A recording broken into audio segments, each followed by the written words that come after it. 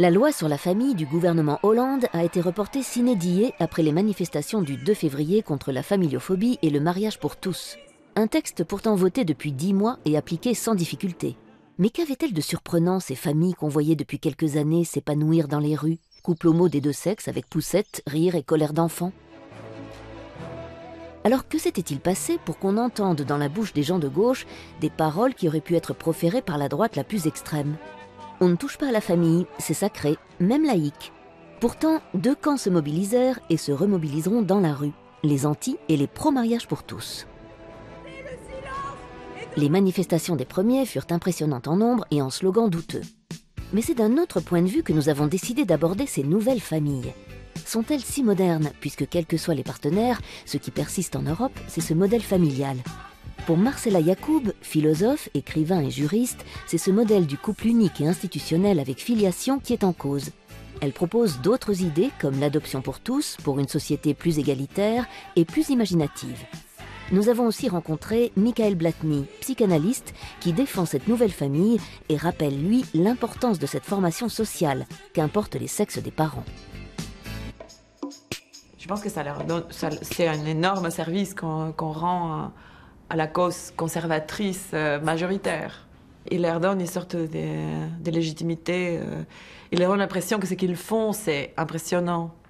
Les mariages pour tous, toutes ces choses qui n'ont aucun intérêt. Moi, je préfère que les gens se tuent pour le Christ ou pour je sais pas, pour une cause complètement loufoque. Enfin, je sais pas quoi dire. Je trouve ça plus digne de l'humanité, en fait. Moi, que l'humanité se batte comme ça pour les poussettes, tout ça, je trouve pas ça digne d'un combat politique. Moi, je crois que les homosexuels ont contribué à rendre ces cauchemars, qui est pour la plupart les mariages, une sorte de rêve désirable, en fait. C'est une faute historique. Moi, si vous voulez, au début, ces combats du Pax et tout ça, j'étais hyper favorable à donner le même droit à tout le monde. Et petit à petit, je me suis rendu compte qu'un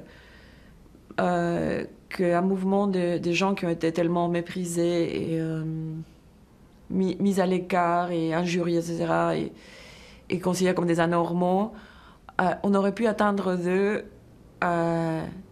qu'ils révolutionnent un peu la société, non pas qu'ils s'adaptent comme ça, comme des bons élèves. Ich denke nicht, dass rechtsextreme Parteien ein Monopol haben. Je ne crois pas que les partis d'extrême droite aient le monopole des valeurs familiales traditionnelles. Ich denke, das ist Je crois que cela dépasse largement ce cadre. Je veux parler en l'occurrence d'un besoin ressenti au sein de la famille. Car une famille, ça recouvre quoi aujourd'hui? Un père, une mère, des enfants, des parents forcément mariés, un couple forcément hétérosexuel.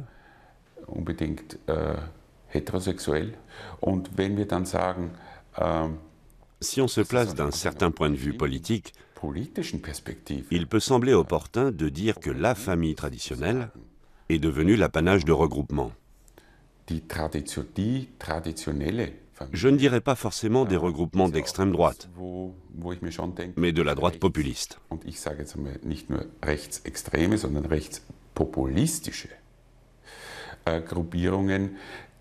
Et ces groupes savent utiliser des formules à l'emporte-pièce et prétendent véhiculer une vérité. Tant d'amoureux l'ont essayé, qui de leur bonheur ont payé ce sacrilège. J'ai l'honneur de ne pas te demander ta main. Ne gravons pas nos noms au bas d'un parchemin. Die Person, die auf die Straße geht, je pense que la personne qui descend dans la rue pour défendre cette idée, il faut la prendre au sérieux. Par les temps qui courent, le fait de descendre dans la rue est un signal fort.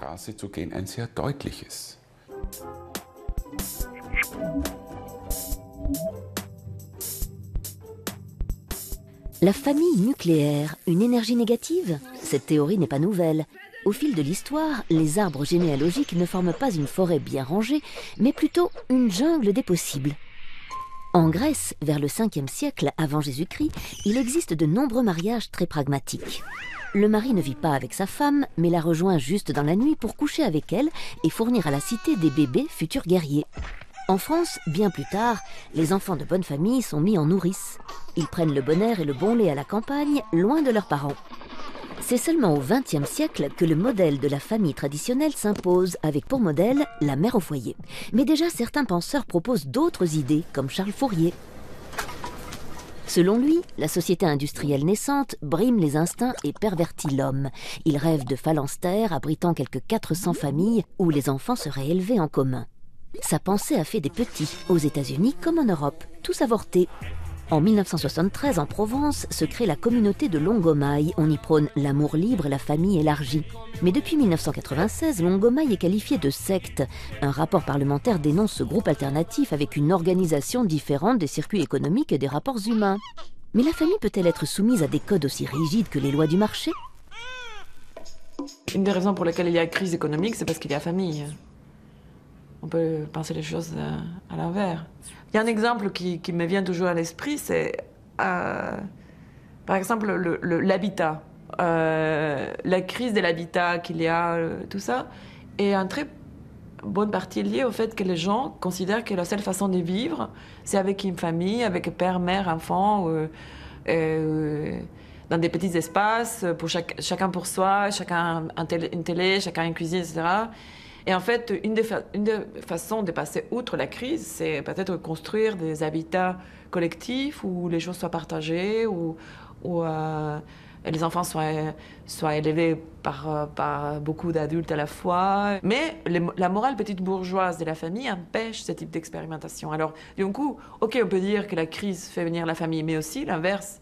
C'est vrai, parce que les gens n'ont pas d'imagination. Enfin, les idéaux petits bourgeois de la famille sont devenus comme les nec plus ultra de l'humanité avec un grand H. Geschichtlich möchte ich jetzt einmal sagen, entspricht es. Je dirais qu'au cours de l'histoire, de nombreuses personnes se sont penchées sur cette question. Disons que pour ma part, je constate qu'il existe depuis des millénaires un besoin de l'être humain de se sentir protégé et en sécurité, mais aussi un besoin de se développer. Et c'est ce besoin de se développer qu'offre effectivement toujours le cadre familial, surtout à travers les personnes de référence, qui jouent un rôle capital au début de la vie.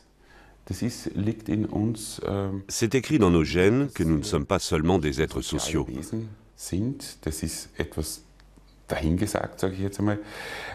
Disons pour simplifier, et cela a un sens plus profond, que dans ce monde, nous devons être en quête de nous-mêmes, pour ne pas nous perdre.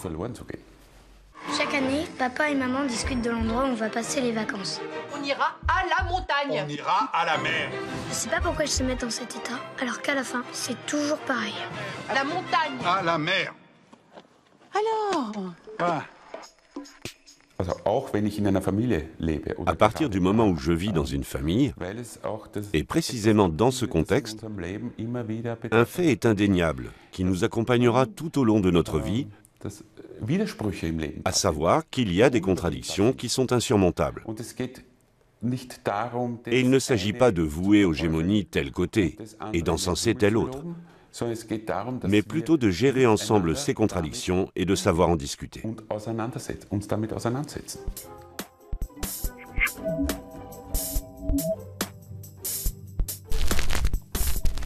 En 1987, le petit royaume du Danemark est le premier pays au monde où le partenariat officiel des couples de même sexe, une sorte de Pacs, a été mis en place.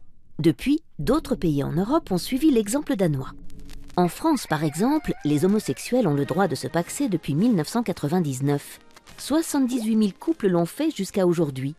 Mais fait notoire, ce sont en 2012 160 200 couples hétérosexuels qui se sont pacsés pour seulement 7 000 couples homosexuels. Et ce sont 7 000 couples homosexuels qui se sont mariés en 2013 et 231 000 couples hétérosexuels. Les Pays-Bas ont été les premiers à légaliser le mariage homo en Europe en 2001. Ont suivi la Belgique en 2003, puis l'Espagne 2005, la Norvège et la Suède 2009, le Portugal 2010, le Danemark 2012, la France 2013 et enfin la Grande-Bretagne en 2014. Mais attention, il y a toujours des exceptions. Ainsi par exemple, un homme danois peut épouser un autre homme sur le continent, mais pas sur les îles Féroé. L'archipel autonome refuse toujours fermement de reconnaître les mariages de même sexe. Et après le mariage, vient l'enfant. Si deux femmes en couple veulent fonder une famille, elles ont un problème. Du moins en Allemagne et en France, parce qu'elles n'auront pas accès à une banque de sperme, contrairement au Royaume-Uni, à la Finlande ou aux Pays-Bas. Et qu'en est-il de l'adoption ? Dans 7 pays de l'Union européenne, les couples homosexuels peuvent désormais adopter ensemble des enfants. Rappelons que si le chiffre général des adoptions en Allemagne est de 3 886 enfants, en France, il est difficile à connaître et on l'estime à 1500. L'Italie est le mauvais élève en matière de loi sur les homosexuels. Le projet de loi pour instituer un pax à l'italienne pour les couples de même sexe a échoué en 2006, veto du pape. L'Italie est l'un des 14 pays de l'Union européenne qui continue d'interdire toute forme de nouvelle famille. Pas de mariage, pas de pax et aucune reconnaissance légale d'une famille homoparentale. Moi, je suis favorable à la multiplicité des formes familiales, qu'il y a différentes façons de vivre en fait ensemble dans ce qu'on appelle la vie privée ou l'espace privé, je ne sais pas comment l'appeler, mais j'aimerais bien qu'il y ait du multiple et non pas l'unique. Je crois qu'il existe une myriade de situations familiales. Et si nous évoquons ici la famille, je pense que nous ne parlons pas uniquement du fait qu'il nous faut accepter que dans notre univers culturel de la Mitteleuropa, nous sommes marqués par la foi chrétienne. Je crois que c'est un aspect fondamental. Ces mariés sont les mariés de l'ORTF qui ont en effet, à leur demande, parrainé leur union. Un reportage a été fait et une vedette invitée. Les jeunes mariés ont enfin reçu un disque 33 tours qui leur rappellera, s'il est besoin, cette merveilleuse journée. Madame, monsieur, nos meilleurs vœux.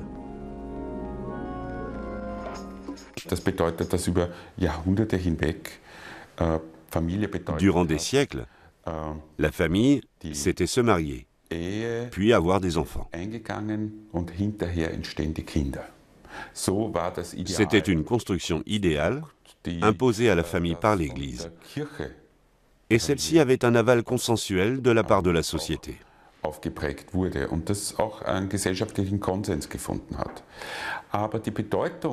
de nos jours, l'Église, la religion, joue un rôle de moins en moins prégnant. Les aléas de la vie font que les parents divorcent, changent de partenaire, vivent dans d'autres contextes familiaux.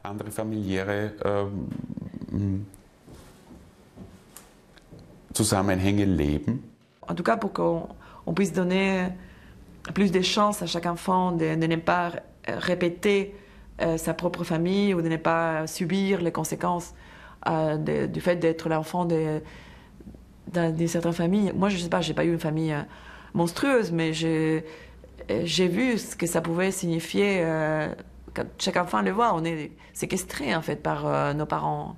Et voilà. Mais c'est vrai que dire ça, c'est presque comme une hérésie aujourd'hui, parce que tout le monde pense qu'il est extrêmement compétent pour être parent en fait. La famille qui est issue du Code Napoléon du 19e, elle était censée être rigide, elle était censée être une institution et quelque chose qui n'était pas forcément lié au désir des personnes. Et dans les romans de Balzac, on voit ça très bien. C'est magnifiquement décrit.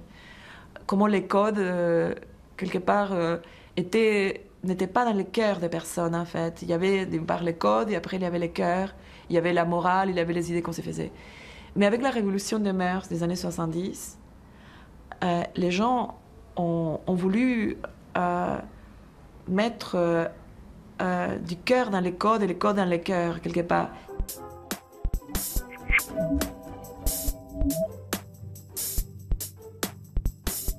Une ville en automne et qu'il vous semble peut-être reconnaître. Mais cette famille, la connaissez-vous? C'est peut-être celle que vous croisez chaque dimanche sur le boulevard, c'est peut-être la vôtre. La définition, effectivement, de la famille n'existe pas en droit. On le définit sociologiquement comme un tissu de liens et on pourrait retrouver finalement deux définitions de la famille au sens strict, donc qui comprend les parents, le ou les enfants, et la famille au sens large, donc toutes les personnes qui sont unies par un lien de sang. La législation se fonde exclusivement sur, d'une part, le couple et donc le lien qui va unir deux personnes, que l'on soit effectivement dans le cadre d'une union libre, donc concubinage, ou un cadre institutionnel, mariage, pax, et d'autre part le lien de filiation. Voilà. Madame, dis-moi, j'ai pas eu de toilette de fête, papa. Maman n'a pas eu de temps. Depuis 2001, il n'y a plus cette distinction qu'on entendait fréquemment entre enfant naturel et enfant légitime, donc enfant né d'un couple hors mariage et enfant né d'un couple marié. Cette distinction a été abolie.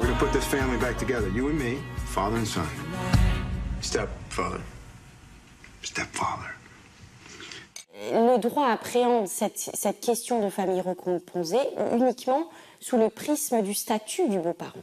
C'est-à-dire quelle va être finalement la place que le droit va réserver à cette personne, ce qu'essayent de faire les différents gouvernements successifs, que ce soit celui de Nicolas Sarkozy, celui de François Hollande, c'est de finalement conférer un statut à ce beau-parent qui finalement n'a pas de statut à l'heure actuelle. C'est qui, monsieur? Un ami. Allez, à tout à l'heure. Allez, papa? Non, un ami à moi. Pierre, Camille. Bonjour Camille. Et toi, tu as quel âge, Camille? 12 ans. Ich meine, ganz wesentlich, ob das... Je pense que, indépendamment du fait que les parents soient homosexuels ou hétérosexuels, ce qui est capital, c'est qu'ils assument le rôle qu'ils se sont donné. Et cela sur un mode authentique. C'est-à-dire que ce rôle, ce ne soit pas du jeu. Un père n'a pas à jouer le rôle de la mère. Un homme n'a pas à jouer le rôle d'une femme. Lui, il est lui. Et elle est elle. Il est essentiel de souligner ces aspects. Et ce serait une erreur que de dire, dans un mariage homosexuel, l'un prendra en charge et jouera le rôle de la mère, et l'autre fera pareil dans le rôle du père. Donne-moi le coton, là. Mais la lâche pas! Bon, ben, prends le coton toi-même si tu veux pas que je la lâche. Tiens-la, mais tiens-la, bon sang! Mais t'es marrant, toi, tiens-la, elle est hystérique, cette gosse! Enlève la serviette, elle est pleine de crottes. Oui, ça va salir le canapé. Oui, mais elle se remet tout le temps dedans.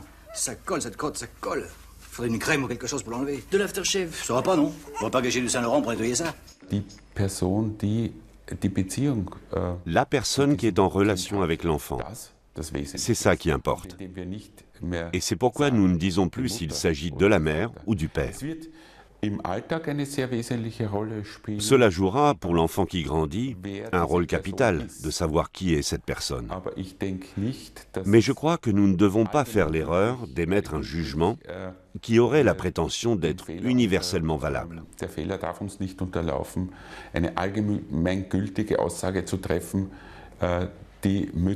Les mères sont investies dans un rôle d'éducation, mais les pères aussi. Les hommes aussi, et nombre d'études le prouvent, sont capables de s'en charger, aussi bien que les mères. Je crois que le fait que les personnes qui élèvent un enfant vivent dans une relation homosexuelle ou pas, ce fait n'est pas l'essentiel à mon avis. Moi, j'ai l'impression que les couples d'hommes ou de femmes, en plus, ça concerne vraiment très très peu de monde, il faut dire, mais bon, disons que dans ces cas-là, il y a moi, je suis étonnée de voir qu'à chaque fois, ils répètent exactement les modèles hétéros. Les mecs qui se mettent avec des hommes de 60 ans plus jeunes, comme j'exagère, presque. Ou les femmes qui se mettent avec une autre qui travaille peu, elle travaille l'autre. Enfin, il y a une sorte de reproduction impressionnante du modèle hétérosexuel, mais même caricaturisé. C'est vrai que les gens peuvent le choisir, mais je crois que ce serait bien qu'il y ait les mariages, les pactes, qu'il y ait en plus d'autres contrats, par exemple d'être ensemble avec quelqu'un pendant un certain temps. Si la relation se termine, on s'engage à certaines choses. Ou bien même dans les contrats, on peut imaginer ce que chacun est censé donner en fait dans une relation, ou même à plusieurs, on peut le faire.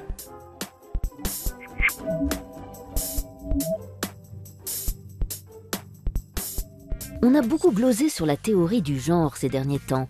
Le 19 février dernier, c'est Arte qu'on accuse de faire du prosélytisme en faveur de l'idéologie ou de la théorie du genre avec la diffusion de Tomboy de Céline Sciamma, l'histoire d'une petite fille qui se fait passer pour un garçon. Pour Civitas, mouvement intégriste et catholique, il aurait fallu déprogrammer le film. Déprogrammer Tomboy, c'est ce qu'avaient demandé les signataires d'une pétition en novembre 2013. À l'époque, le film est projeté dans les classes d'école primaire et ses détracteurs y voyaient déjà l'apologie de la théorie du genre. Pourtant, il n'existe ni théorie ni idéologie, mais des études de genre en sciences humaines et sociales. Inspirées de Simone de Beauvoir, elles sont nées aux États-Unis dans les années 70. Judith Butler, philosophe américaine, en est l'une des pionnières. Pour elle, ce sont les normes sociales qui nous font devenir hommes ou femmes. Pour ses détracteurs, toucher au genre, c'est nier notre réalité biologique et ça rimerait avec la fin de la civilisation. En janvier 2014, c'est l'ABCD de l'égalité qui met le feu aux poudres.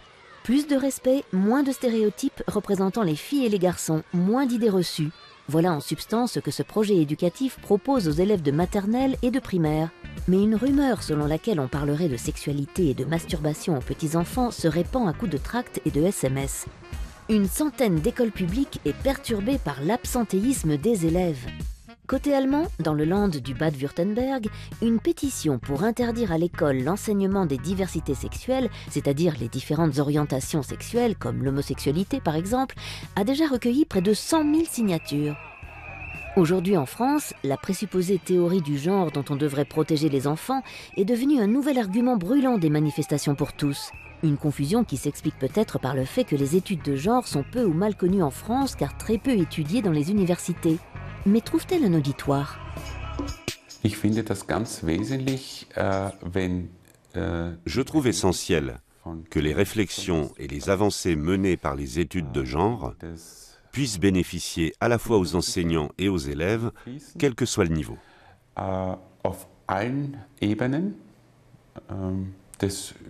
C'est-à-dire de l'école primaire à l'université.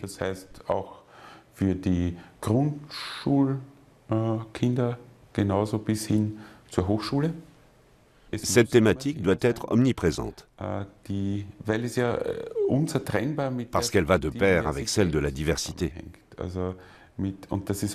C'est une prise de position. Il s'agit de considérer le fait d'établir des différences comme quelque chose d'important. Il n'y a pas seulement un « nous », il y a aussi un « je » et un « toi ». C'est aussi une thématique qui existe au sein de la famille.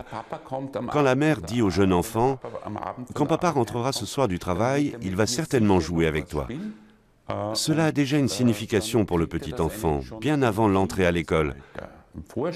C'est quoi le rôle de papa? Pourquoi toi, tu ne vas pas travailler? Pourquoi c'est toi qui es ici et pas papa? Il y a déjà toute une réflexion dans la vie quotidienne. Je pense que le fait de donner moins d'importance à la filiation biologique et de donner plus d'importance à la filiation volontaire, adoptive, etc., pourrait faire que plus facilement, quand un enfant est malheureux dans une famille, puisse être transféré à une autre pour que les gens ne soient pas fixes comme ça, comme des arbres dans un jardin, enfin, que qu'on puisse réaccommoder les personnes dans les familles. En fait. Ce que je trouve très triste, c'est la manière dont l'adoption a évolué depuis quelques décennies. Moi, je crois qu'une société bien organisée devrait considérer que l'adoption est le modèle principal de la filiation, comme c'était à Rome, en fait.